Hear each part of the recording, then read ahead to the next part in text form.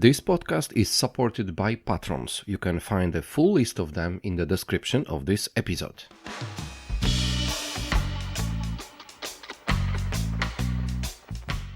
Good morning, listeners of Good Morning BSS World. This is Wiktor, Doktor, and today we are connecting Europe with Africa, and to be very more precise, we are connecting with Ghana, and I have a special guest with me who is Belinda Awumee. Hi, Belinda, how are you? Hello, Victor. I'm good, thank you. It is so nice to see you again after we met in Munich a few weeks ago. And now we have this opportunity to go a little bit deeper into Ghana as the business destination. So tell me a little bit more about your country, how it is to run business in Ghana. Thank you, Victor. And I'm so excited about this opportunity. So, maybe first of all, a little bit about Ghana. Ghana is a beautiful country located in West Africa, and it was actually one of the first countries in Africa to gain independence. So, we are a very politically stable country. It's not so large as other African countries. It's about 238,000 kilometers squared, but then it's known as the gateway to Africa. Um, why? Because number one, we have the headquarter of the African Continental Free Trade Agreement in Accra, which is the city or the capital city of Ghana. And apart from that, we have other beautiful cities which boast of good universities that train the talent pool in Ghana.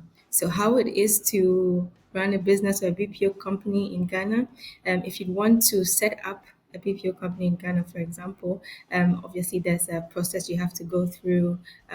You have to see the Registrar General, and it's a set by set process. So it's something that we can get into along the way.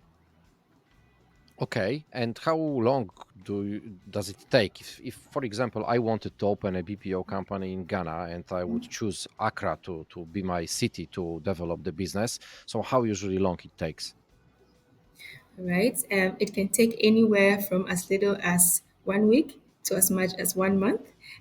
Why? Because you need to follow a whole lot of procedures, and you need to see a lot of institutions before you can register a business. So it can be as little as 1 week and as much as 1 month. As much as 1 month. Do you know that there are countries when it takes like to half a year to open a business? So come on, 1 month. This is quite short period of time. It's actually interesting because we want to reduce that amount of time to lower than 1 month and even do it in less than a week, because we have competitors in other countries, in other African countries, that are doing it in less than a week. And so that is what we are striving to do, to reduce it to less than a week. Yeah. And this is all together like setting up the business, including like a bank account, for example, as well. Yes. Yes, that is it. Wow, that's amazing. One of the reasons why companies choose the destinations for the BPO locations is the human talent, yeah, the talent pool. Maybe we could take a look a little bit on the way how talent pool is available in Ghana. Can you share with us some information about people who can work for international businesses? Sure. Thank you, Victor. So, as you know, Africa has a very teeming young population. This is the same for Ghana. We have about 110,000 graduates from all our universities every year. And between 2011 2020, this number increased by 80%. So we already have that huge population of young people that are ready to work. Currently, the working population in the country is around 13 million, in obviously in different sectors. But then obviously for the BPO sector and IT outsourcing sector, you would want to target people that are fresh from the university, and this number is available for you to get them. If you would come into the country, you would one of the things that you would realize is that even though we have the young population available, they need to be upskilled in certain areas. So, for example, if you have a software development company, you would typically go for the computer science or computer engineering graduates, and then you would work around a little bit of upskilling to sustain the talents that you have in whatever activity that you want to conduct in the country. Okay, 110,000 graduates every year. Every year, yeah. You mentioned already this computer science, and of course, I do understand the upskilling and so on and so on. But what are other types of studies which people are choosing in Ghana? Is it mainly the IT, or maybe some economics, some others?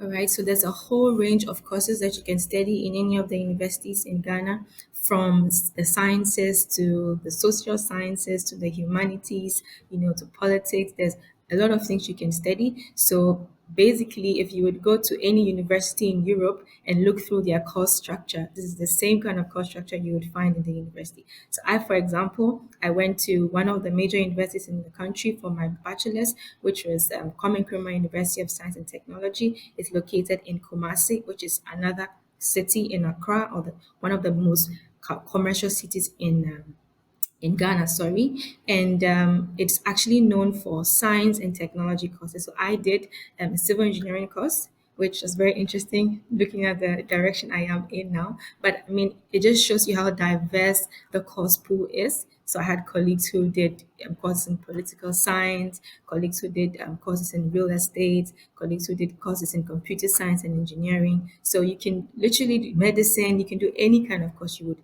be interested in Ghana.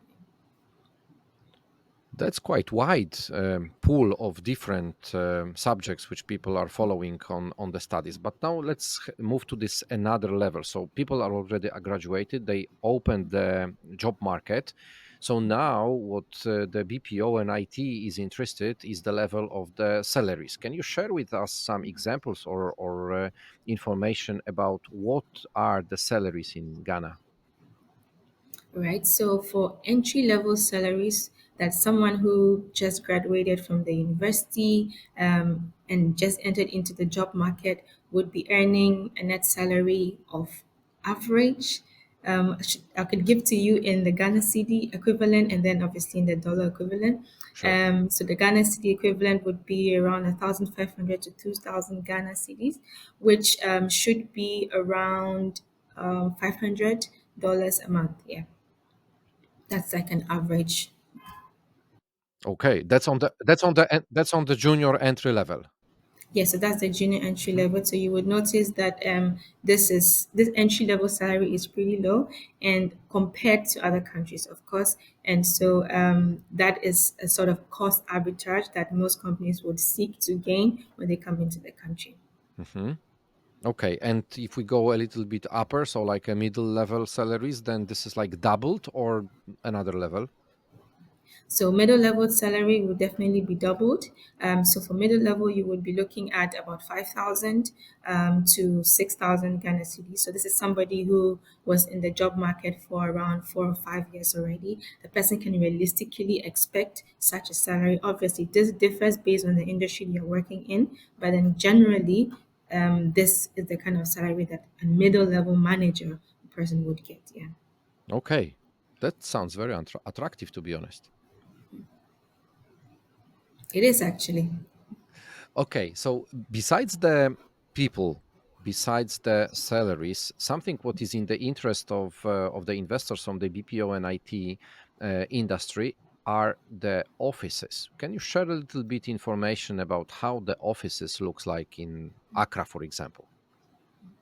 All right.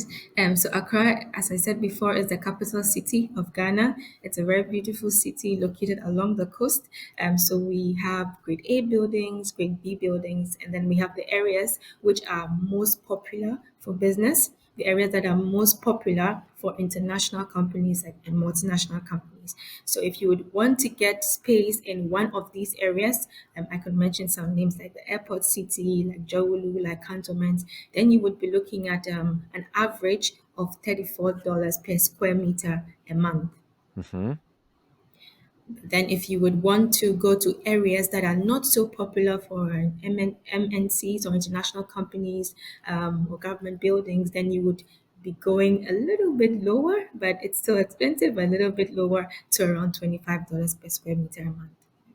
No, I think this is quite normal for the capitals, especially. Yeah, that there is a certain level of of fees which we need to cover when going to the A class or B class offices. So that sounds absolutely reasonable. You mentioned that there are already some international investors which are present in Accra. Can you share with us some examples of names of the companies, international companies who already trusted Ghana and are running business at your country? Right. So the very big name in the IT field for now is Google. So I can say yes, Google has an office space already in Ghana, and then obviously other ITO providers are Amalitech. Amalitech is very or are into the IT outsourcing here from Germany, and then there's eServices Africa Limited, which is more of a Ghanaian BPO company. And then we have WebHelp. WebHelp is an international BPO company. Majorel also has an office in Accra, which is also a global BPO company, very popular on the African continent. There's Buwelo, which is also a BPO company from America. They're also here in Ghana. And then outside of the IT and BPO sector, we have international companies in other fields. So oil and gas, there are the likes of Tallow, financial services, there's the likes of Deloitte, there's the likes of KPMG, there's the likes of EY in consulting. Yeah, so that's in every sector you could literally find a major international player who already has an office in Ghana. So it looks like you've got already a wide scope of international players who are running various types of businesses in Ghana. This is what I found out from those examples which you gave. This is usually either the States or the UK or the Western European countries where the investors are coming from. Am I right? Yes, exactly. Okay, and who are, let's say, the most active? So is it Americans or is it Europeans who are choosing Ghana? I would definitely say Europeans and America. More of Europeans because of the proximity to the European continent. So the average European flight to Accra is about 7 hours. And you should also know that Accra connects to all of the major European countries. So with a minimum of 7 hours, you should be in Accra. So definitely we have more European companies, and obviously we have some US companies who do take the longer ride or the longer flight to Accra. Yeah.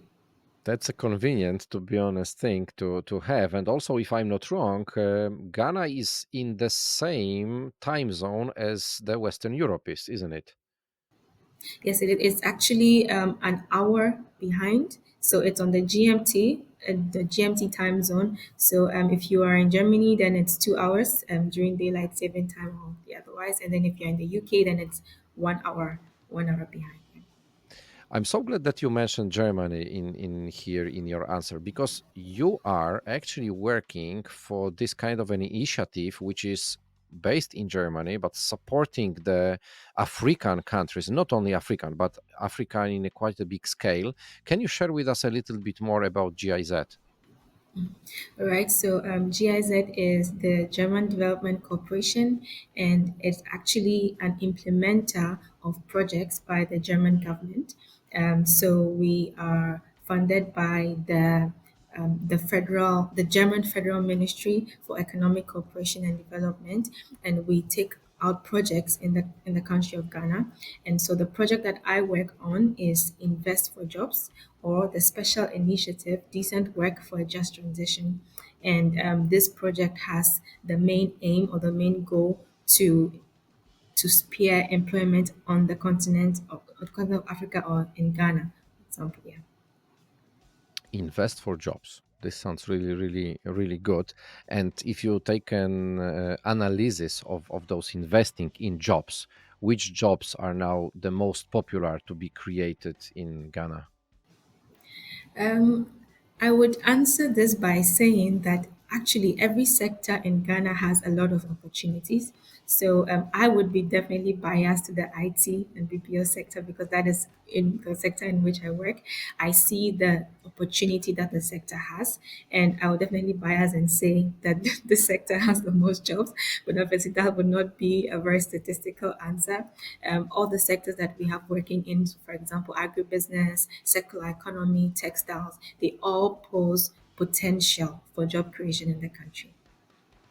Two questions for the end of our talk. One question is, how to get to you. So if you could share with us some kind of either web pages or addresses, how the easiest to get to you.